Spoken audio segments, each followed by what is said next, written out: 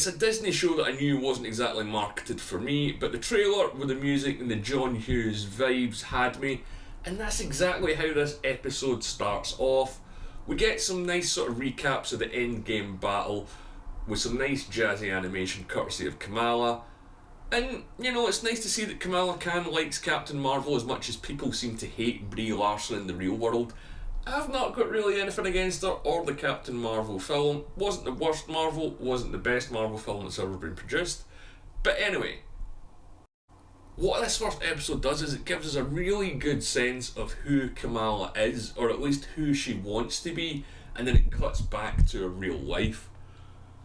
Now, we've seen quite a lot of the MCU in the shows over the last year or so, but we've never really got any real world stuff. I mean, Falcon and the Winter Soldier is probably as close as we're going to get, but this feels like a really rooted in the real world Marvel show. I do wonder if they are going to keep up all the sort of fantasy stuff with the drawings throughout the whole run of the season, because I can't really see how this is going to work particularly well when the action kicks off later on. But for an introduction and a setup for a character, this is probably one of the strongest ones that we've ever seen for Marvel, especially for a brand new character. We haven't really got parents before, or the perspective of parents in the MCU, because, you know, orphans or no one cares. So what I really liked about this episode was seeing an actual family structure. And they're just normal folks. Our mum isn't a secret assassin and our dad isn't a secret villain.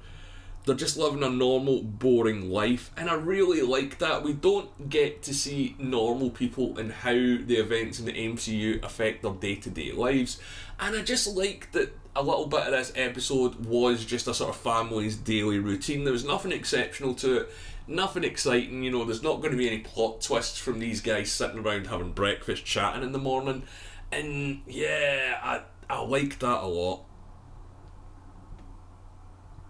But if I am going to be critical, and you know I'm going to be critical, you think they would mention how the snap affected them or how the blip affected them a little bit more. I was surprised that that didn't come up, but at the same time, it always can't keep getting mentioned in the Marvel. But this is a very Earth-based story, a very real-world story. So life after the snap and the blip, I think, should be mentioned, and I hope it comes up later on in the season. If they're going the sort of real-world grounded sort of superhero thing here, then yeah, give us more damage control and all that stuff.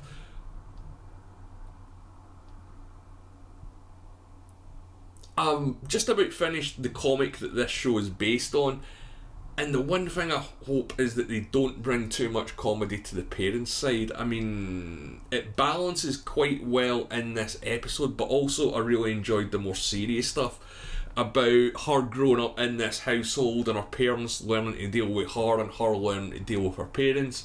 You know, the whole child of two worlds thing, yeah, that's going to become really big in this story.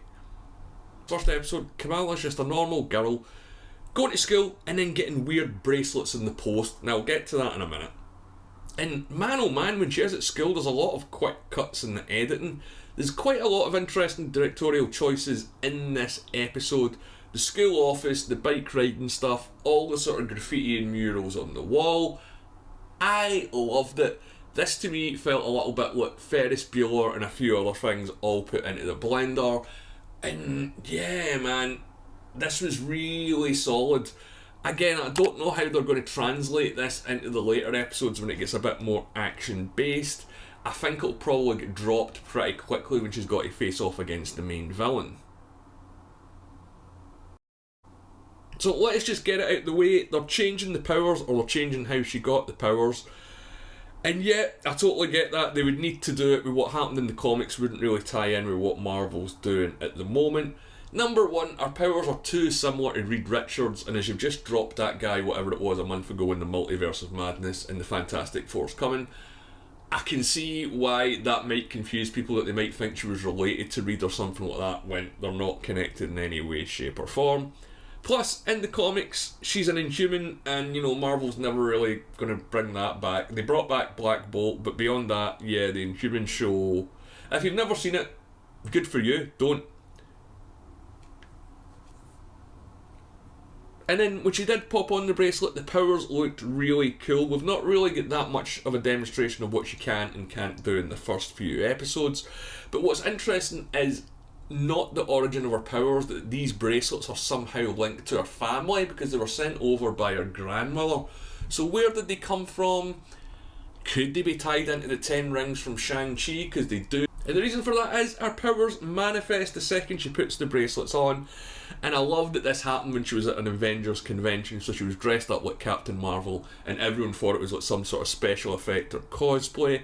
That's a pretty solid idea, Marvel. And the one thing that they sort of translated really well from the comics is how much of a fangirl Kamala is. She will not hear a bad word about Captain Marvel. Not sure about Brie Larson, but Captain Marvel definitely. She just loves her.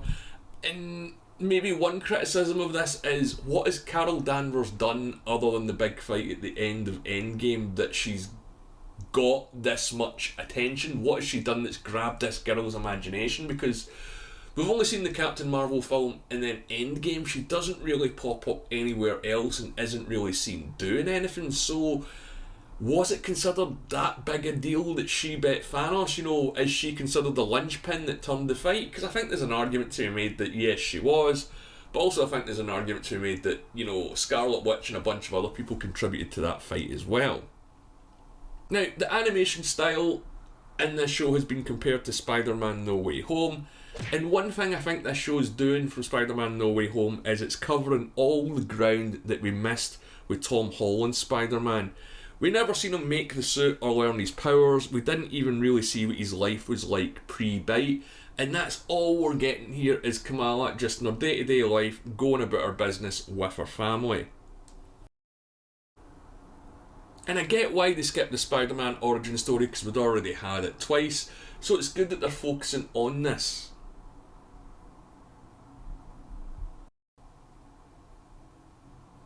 But one thing I couldn't stop thinking about throughout the whole episode is, man, her best mate is going to get friend-zoned before the end of this series. As a first episode, I thought this was incredibly strong. I was kind of sad that they didn't drop more than one.